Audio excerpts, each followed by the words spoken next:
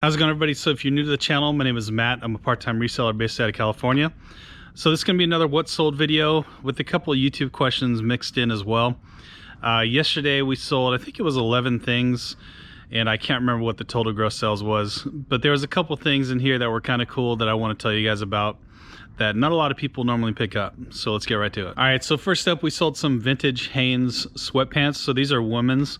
I got these from a estate sale, and this was probably two months ago or so. I picked up a bunch of vintage Hanes stuff and a bunch of other vintage stuff that was all brand new as well. This is the first pair of sweatpants to sell though, so I think I have about $3 into these. They ended up selling for $39.99 plus shipping, so the buyer was just over, it was like pretty close to $50 all in on these, so that was pretty good. Obviously these are in brand new condition, that's why we got so much money. But when I was listing these, I also noticed in used condition they sell pretty well too. So they're called Hanes Her Way, and they'll have like a vintage tag and everything. So if you find those, and if you're a clothing seller, then maybe it's something that you'd want to pick up, because I think even in used condition they were getting like 20 to 25 plus shipping. So just another thing to look out for. And yeah, I like that one a lot. This one was under £1, so it cost me like $5 something for me to ship it out, but the buyer paid like $9 something. That's like, for some reason, like between 12 and 15 ounces on first class, eBay charges the buyer like $9 or something, so kind of high. So I was able to save a little bit of money there too. All right, next we sold this little DVD set. So this is called the Greatest Mystery Classics 100 Films. So this is an item that I got from a garage sale. I paid $2 for it. Ended up selling for $24.99 with free shipping. To ship these out, they went medium L. And I actually had someone ask me a question about medium L, and they were under the impression that DVDs don't go medium L, but they actually do. If you heard that from me, you probably heard me saying like video games aren't supposed to go medium L, but DVDs are totally fine to go medium L. And yeah, it's all good. So this thing, it was brand new in its packaging, so that's probably why I picked it up to look it up, and it was probably part of like a bundle or something. So not something that you want to build your store around, but it's a nice little filler for an eBay store for sure. All right, so first question here is coming from Beth on YouTube. So Beth's asking, how old is too old for expired ink? So my typical rule is that I don't like to sell it more than like 2 or 3 years old, but I actually just broke my rule just recently. I sold one that was from 2015, so that's 5 years old. So it's really up to you. I definitely wouldn't try not to go older than 5 years on like a more modern computer ink. But yeah, I try to stay within those 2 or 3 years. Once you get past like 5 years and you're getting pretty old there, and you run into the risk that it might not work, you could still definitely sell it, but just be ready if the buyer has any complaints and they say it doesn't work. You gotta have to back that up and just kind of refund them. And you're already selling an item that's already like highly scammable. Like someone could just say it doesn't work and just send their old one and keep yours, you know. But yeah, just be prepared to refund the buyer if they have any issues.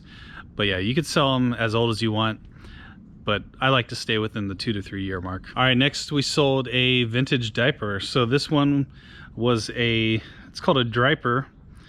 It's a 1998 Diaper Sesame Street, and it was like a promo pack. So this thing I picked up at a thrift store. If you missed that video, it was like maybe 1 or 2 part-time pickers videos ago, probably the last one that I have up there. I got this for 75 cents at a thrift store at Eco Thrift, and ended up listing it, and it sold within 2 hours for $29.99 plus shipping. So there's a whole bunch of people commenting on that video, just confused why someone would buy something like that. But there are collectors for these things. Like people for some reason collect diapers, and something like this where it's like a promo pack and there's probably not a lot of them out there still, they're gonna want something like that. It kind of makes me think I probably should have listed it a little bit higher because it sold so quick. But also on the other hand, you know, who knows what it was worth. I thought when I was listing it that I was listing it too high, and it sold fast, and then I thought maybe I listed it too low. So as long as you're happy with the amount that you're making, then I wouldn't worry about it too much. Stuff like this where it's kind of one-off things, you just kind of have to trust your gut and list it what you think it's worth. A lot of people would probably pass this up because there's no comps on something like this, but I know in the past selling diapers and like feminine products and just random things that you think no one would ever want, those things sell all the time. So yeah, this was a good one. Definitely look out for them. I actually find stuff like this pretty frequently. All right, we sold 2 1,000 packs of envelopes. So we got these for about $2 a piece. That's what we have into them. And they're selling for $39.99 with free shipping. When I ship these out, I go through Pirate Ship, and it typically costs me between $9 and $16 to ship out. So yeah, I can't remember what these cost me, but average you think is about 12 bucks. So not too bad for something that I had. I think it was like 4 pallets of them, and I still probably have like 3 pallets left. So I'm always happy when these things sell. All right, next question's coming from Dave, and he wants to know when the next giveaway is gonna be. So Dave, next giveaway is gonna be in the next video. So make sure you watch that one because we're gonna give away something pretty good. And I'll give you a little hint, it's a thermal printer, but it's used, so it's not amazing, but it's from a good company. It's from Dymo. So make sure you watch probably tomorrow's video, and I'll announce that giveaway. All right, next we sold some filters that I got from my buddy Bruce. He's also the guy that I got the envelopes from. So these were just an item that he gave me for free, and so nothing into it, but they only sold for $11.99 with free shipping. To ship them out, they're a little bit heavy, so they cost me $4 ship out. So all in all, we're only making like $5 on these net profit, but still, it was a multi-quantity listing, easy to ship out, so it's all good. All right, we sold some vintage Pogs. So these Pogs are actually from a deal that my wife made probably over a year ago now. So she bought basically the inventory from like a small toy store local to us that was going out of business. So she paid $300 for 6, it might have been 6 or 8 like really large tubs. Like these aren't like your normal like tubs, these are like the jumbo, the big boys. And she paid $300. We quickly made all our money back. We pretty much sold everything from that deal, so she did really good on this deal. She actually did this deal without even asking me. She just told me, hey, here's $300, go pick up these things. She sent me out to pick them up, so it was kind of fun. But yeah, she did really good. These Pogs here sold for $44.44 with free shipping. And I remember shipping these out this morning.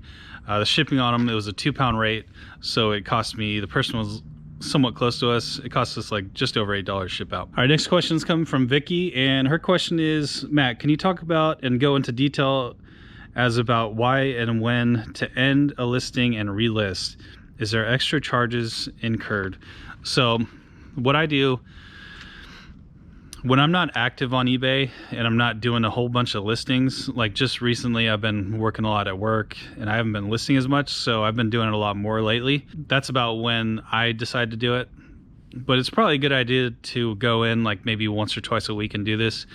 You just go to, what I do is I look at the listings that are about to end. I'll pick a few that are like older that I recognize that I've had listed for a long time. And these listings are just about to redo on that cycle of 30 days. So what I'll do is I'll cut them off like a day or two early, end them, and then I'll just sell similar and put them right back on eBay. So you're cutting them off a couple days early, but it does bump up those listings on the search, results. So that's what you're going to want to do. That's how I do it. I try not to pick ones that have like just recently cycled into their next 30 days. I try to get the ones that are about to cycle. You're not going to get any extra fees. You just have to keep in mind like how many listings you're allowed to list every month, and you don't want to go over that limit. Yeah, just watch that, because those count as like a new listing, if that makes sense. That's why you want to do them like right before they go on that cycle. So hopefully that made sense, Vicky. And definitely a good thing to do, I think, in my opinion. There's no science behind this, and there's no proof or anything, but every time I do it, I sell like 1 or 2 of the items that I do it on. So I think there is something to it. All right, next we had an original Xbox bundle go out. So this deal was just maybe a week and a half ago. I think it was last weekend, where I got 2 pretty full boxes, large full boxes of video game things for $15. Ended up finding 2 original Xboxes, 2 Xbox 360s, a Wii system that we've already sold, and I think that's it. Plus a bunch of games and like cords and controllers and everything. So this was like a really good deal at this estate sale. This little bundle here, I basically put the system, 4 controllers that we got from that deal, and all the games, and just made like a jumbo bundle. And it sold for $149.99 plus shipping. So awesome little deal here for $15 in, and we were already in the profit after selling off that Wii. So that was pretty good. The reason I put all the games and all the controllers on this bundle is because the other system that I got from that deal ended up not working, so we're going to sell that one for parts. But yeah, I'm happy with the deal. All right, funny little update. So my family just left to go to the mountains, like with some friends, and my wife just texted me that my youngest son, he just barfed all over her new car, so that sucks. Luckily she has like floor mats and the seats are leather. It's not going to be hard to clean up, but yeah, that sucks. All right, next up we sold some anti-skid strips that we picked up from a garage sale like a month ago. So these are made by 3M. I got, how many were there? There were like 150 steps for like $5 from this guy, or maybe it was $15. I just took out, I made lots of 10, and lots of 10 were selling off for $37.99 plus shipping.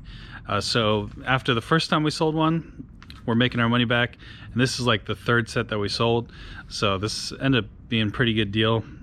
So yeah, that's about it. All right, next question is coming from Steve, and I'm going to answer this one really quick because it's not really a reseller question, but he's asking where I got my hat from. And just funny enough, this is like the only video in a long time I'm not wearing a hat. Yeah, that Hurley hat that you saw in that video, I actually got that from Nike.com. So Nike and Hurley, I think Nike bought Hurley, so you could find Hurley stuff on their website. And we have a friend that works for Nike, so we get stuff like, I don't know, super cheap, like usually 50% off, sometimes more than 50% off. So I got that hat for like $12 or something. But yeah, Hurley stuff is really good. I like to, any hat that's like a surfer or skater style hat usually fits me if they come like in a large, extra large size. So anytime I see those, I just pick them up, and they're really good hats. So yeah, that's where I got it, Steve. All right, so that's going to do it for me today. Thank you all so much for watching. I really do appreciate it. So hopefully tomorrow I'll remember to do that giveaway, and I'll announce it on the channel. But yeah, it's not for anything special. It's just because Steve asked. So thanks again for watching, and we'll see you very soon. I gotta be the first one there, not the last one there. I gotta be the first one there.